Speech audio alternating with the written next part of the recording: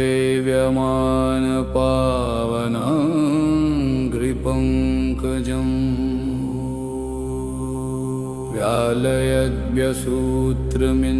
व्यालयद्व्यसूत्रमिन्दुशेखरं कृपाकरम् नारदादियोगिवृन्दवन्दितं दिगम्बरम्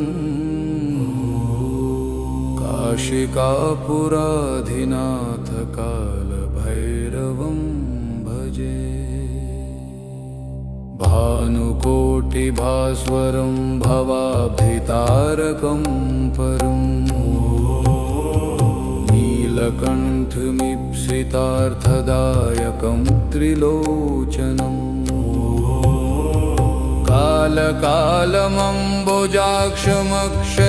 कालकालमम्बुजाक्षमक्षशूलमक्षरम्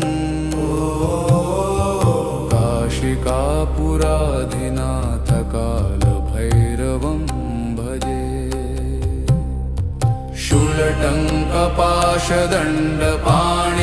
शूलटङ्कपाशदण्डपाणिमादिकारणं श्यामकायमादिदेवमक्षरं निरामयम् भीमविक्रमं प्रभुं विचित्रताण्डवप्रियम्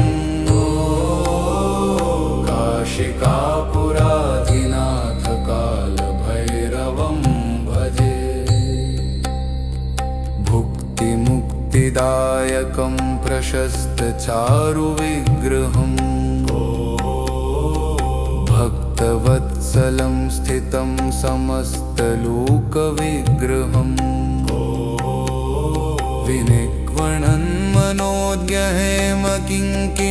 विनिक्वणन्मनोज्ञहेमकिङ्किणीलसत्कटिम्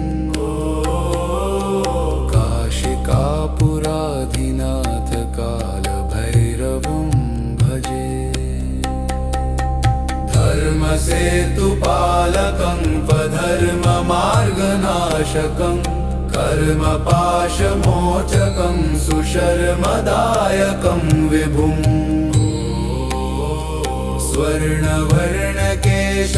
स्वर्णवर्णकेशपाशशोभितं सुरेश्वरम्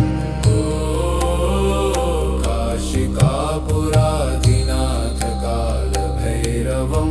भजे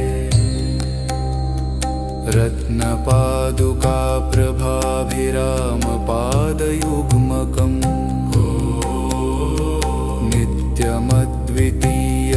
नित्यमद्वितीयमिष्टदैवतं निरञ्जनम् मृत्युदर्पनाशनं करालदंष्ट्रमोक्षणम्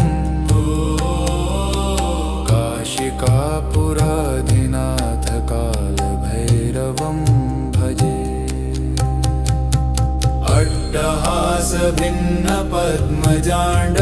अट्टहासभिन्नपद्मजाण्डकोशसन्ततिं दृष्टिपातनष्टपापजालमुग्रशासनम् अष्टसिद्धिदायकं कपालमालिकाधरम्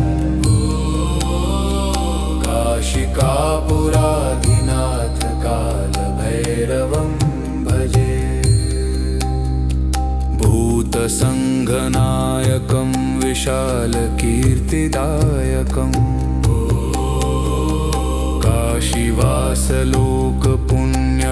काशीवासलोकपुण्यपापशोधकं विभुम् नीतिमार्गकोविदं पुरातनं जगत्पतिम्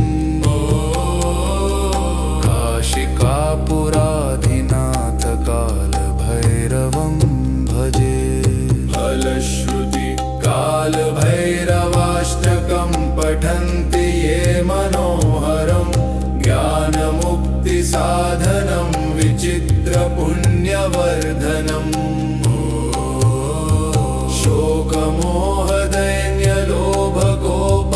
शोकमोहदैन्यलोभकोपतापनाशनम्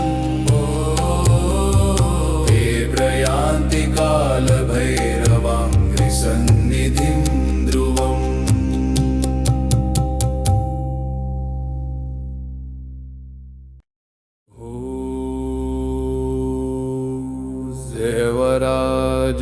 सेवराजसेव्यमान पावनाङ्घ्रिपङ्कजम्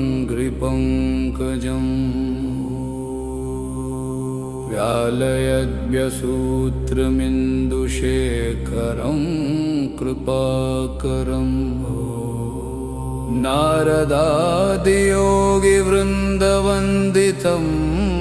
दिगम्बरम् काशिकापुराधिनाथकालभैरवं भजे भानुकोटिभास्वरं भवाभीतारकं परम् नीलकण्ठमीप्सितार्थदायकं त्रिलोचनम्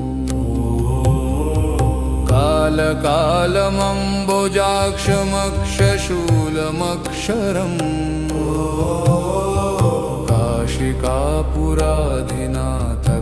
काशिकापुराधिनाथकालभैरवं भजे शूलटङ्कपाशदण्डपाणिमादिकारणम् श्यामकायमादिदेवमक्षरं निरामयम् भीमविक्रमं प्रभुं विचित्रताण्डवप्रियम्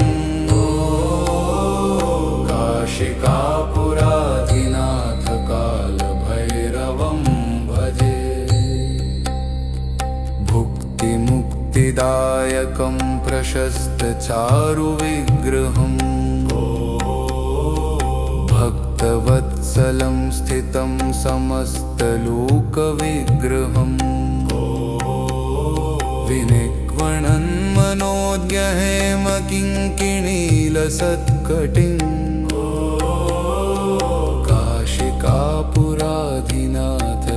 काशिकापुराधिनाथकालभैरवं भजे धर्मसेतुपालकं स्वधर्ममार्गनाशकं कर्मपाशमोचकं सुशर्मदायकं विभुम् स्वर्णवर्णकेशपाशशोभितं सुरेश्वरम्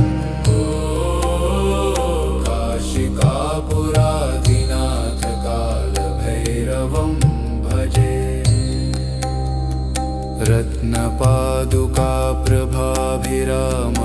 रत्नपादुकाप्रभाभिरामपादयुग्मकम् नित्यमद्वितीयमिष्टदैवतं निरञ्जनम् मृत्युदर्पनाशनं करालदंष्ट्रमोक्षणम् काशिकापुराधिनाथकालभैरवं भजे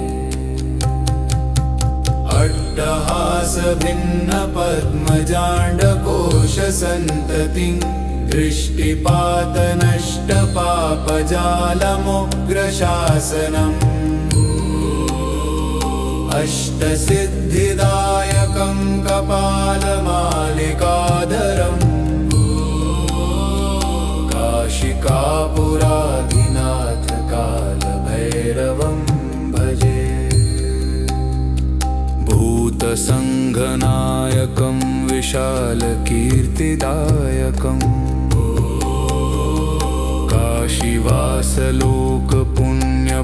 काशीवासलोकपुण्यपापशोधकं विभुम् नीतिमार्गकोविदं पुरातनं जगत्पतिम्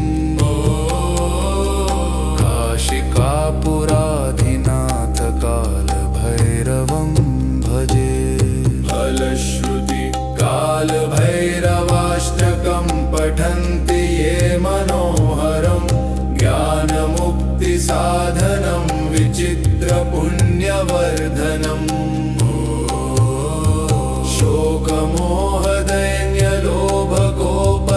शोकमोहदैन्यलोभकोपतापनाशनम् ते प्रयान्ति कालभैरवाङ्घ्रिसन्निधिं ध्रुवम्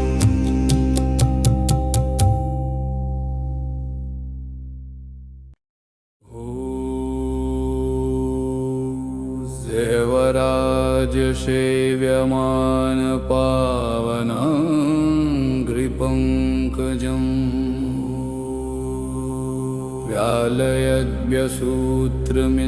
व्यालयद्व्यसूत्रमिन्दुशेखरं कृपाकरं नारदादियोगिवृन्दवन्दितं दिगम्बरं काशिकापुराधिनाथकालभैरवं भजे भानुकोटिभास्वरं भवाभीतारकं परं नीलकण्ठमीप्सितार्थदायकं त्रिलोचनं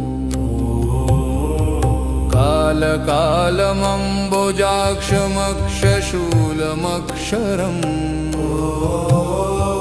काशिकापुराधिनाथकालभैरवं भजे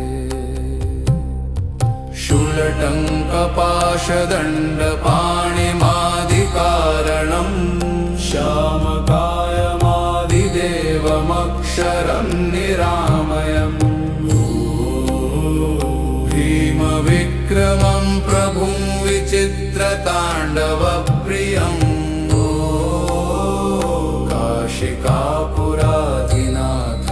काशिकापुराधिनाथकालभैरवं भजे भुक्तिमुक्तिदायकं प्रशस्तचारुविग्रहम् भक्तवत्सलं स्थितं समस्तलोकविग्रहम् विनिक्वणन् मनोज्ञहेमकिङ्किणीलसत्कटिं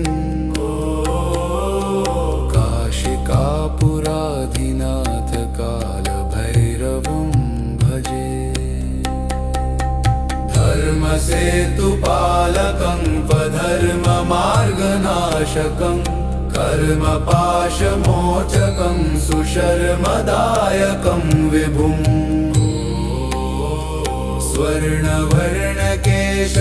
स्वर्णवर्णकेशपाशशोभितं सुरेश्वरम्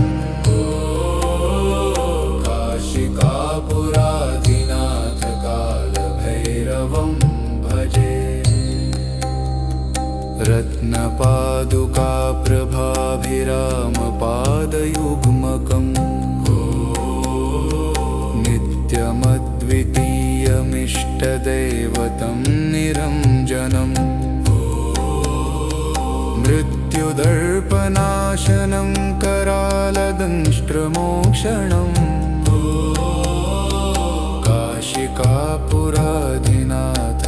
काशिकापुराधिनाथकालभैरवं भजे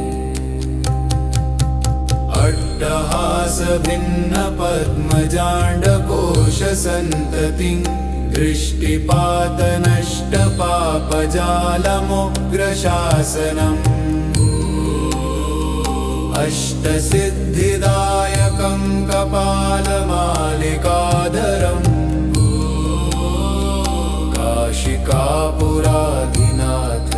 काशिकापुराधिनाथकालभैरवं भजे भूतसङ्घनायकं विशालकीर्तिदायकम्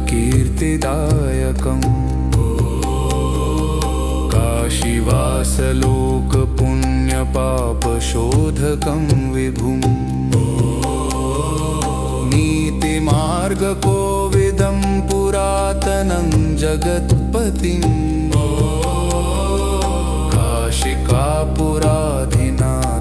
काशिकापुराधिनाथकालभैरवं भजे फलश्रुति कालभैरवाष्टकं पठन्ति ये मनोहरं ज्ञानमुक्तिसाधनं विचित्रपुण्यवर्धनम्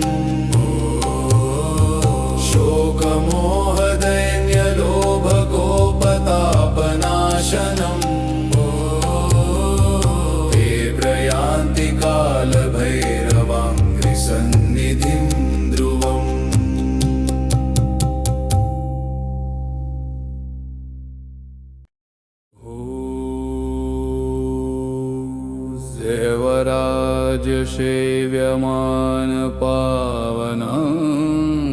देवराजसेव्यमानपावनाङ्घ्रिपङ्कजम् व्यालयद्व्यसूत्रमिन्दुशेखरं कृपाकरम् नारदादियोगिवृन्दवन्दितं दिगम्बरम्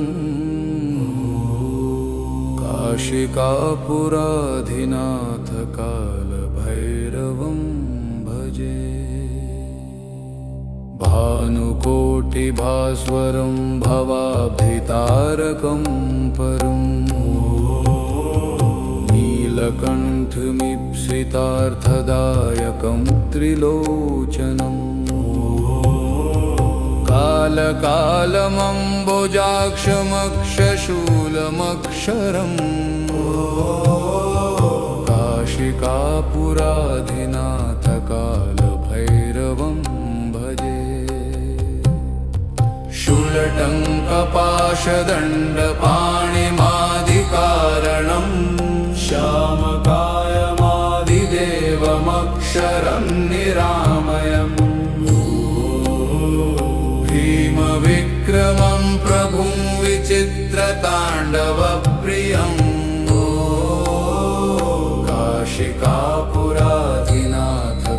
काशिकापुराधिनाथकालभैरवं भजे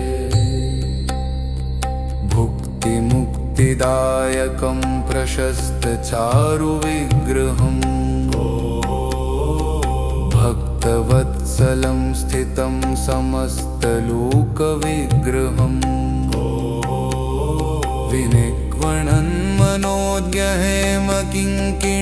विनिक्वणन्मनोज्ञहेमकिङ्किणीलसत्कटिं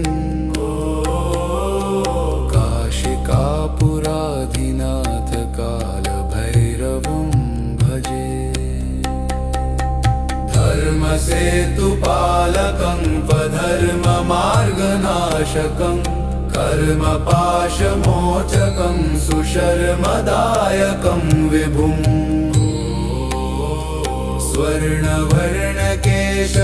स्वर्णवर्णकेशपाशशोभितं सुरेश्वरम्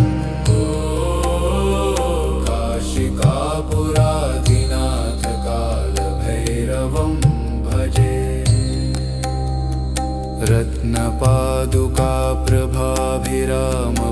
रत्नपादुकाप्रभाभिरामपादयुग्मकम्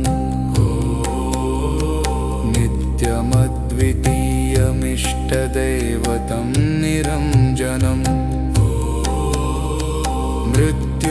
मृत्युदर्पनाशनं करालदंष्ट्रमोक्षणम्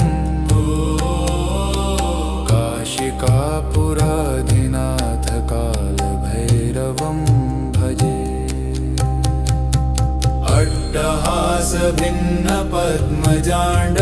अट्टहासभिन्नपद्मजाण्डकोशसन्ततिं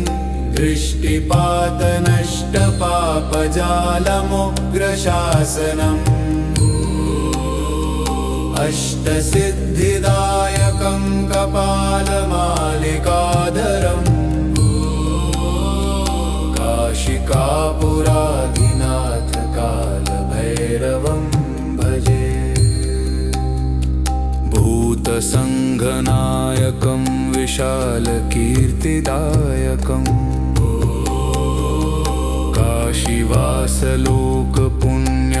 काशीवासलोकपुण्यपापशोधकं विभुम् नीतिमार्गकोविदं पुरातनं जगत्पतिम्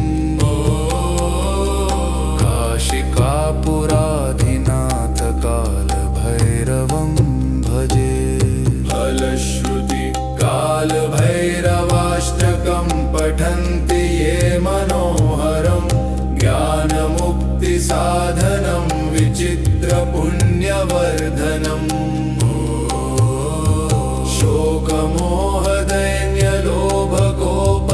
शोकमोहदैन्यलोभकोपतापनाशनम्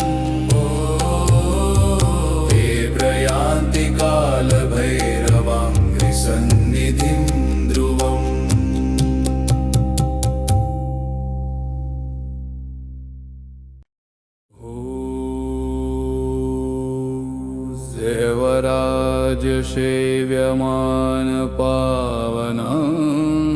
देवराजसेव्यमानपावनाङ्घ्रिपङ्कजम्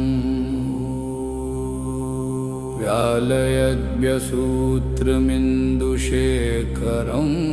कृपाकरम्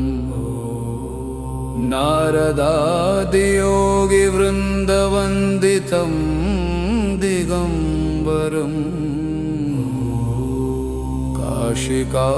काशिकापुराधिनाथ कालभैरवं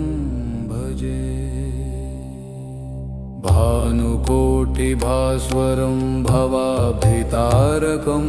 परम् नीलकण्ठमीप्सितार्थदायकं त्रिलोचनम् कालकालमम्बुजाक्षमक्षशूलमक्षरम् काशिकापुराधिनाथ कालभैरवं भजे शूलटङ्कपाशदण्डपाणिमादिकारणम् श्यामकायमादिदेवमक्षरं निरामयम् भीमविक्रमं प्रभुं विचित्रताण्डवप्रियम् काशिकापुराधिनाथ कालभैरवं भजे भुक्तिमुक्तिदायकं प्रशस्तचारुविग्रहम् भक्तवत्सलं स्थितं समस्तलोकविग्रहम्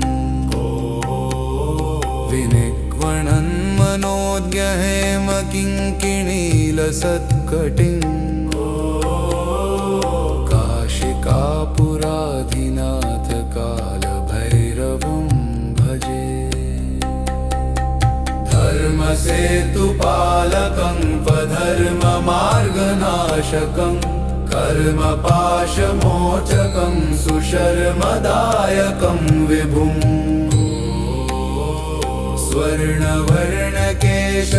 स्वर्णवर्णकेशपाशशोभितं सुरेश्वरम् काशिकापुराधिनाथ कालभैरवं भजे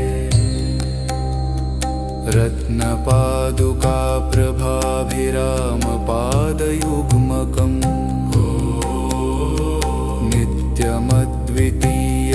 नित्यमद्वितीयमिष्टदैवतं निरञ्जनम् मृत्युदर्पनाशनं करालदंष्ट्रमोक्षणम् काशिकापुराधिनाथ कालभैरवं भजे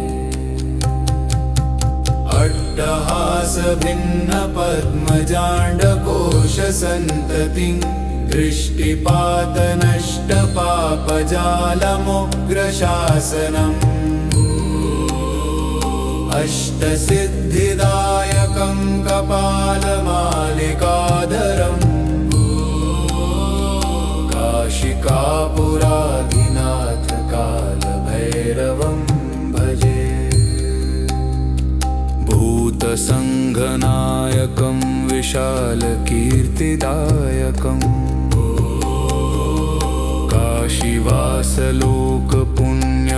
काशीवासलोकपुण्यपापशोधकं विभुम् नीतिमार्गकोविदं पुरातनं जगत्पतिम् काशिकापुराधिनाथ कालभैरवं भजे फलश्रुति कालभैरवाष्टकं पठन्ति ये मनोहरं ज्ञानमुक्तिसाधनं विचित्रपुण्यवर्धनम्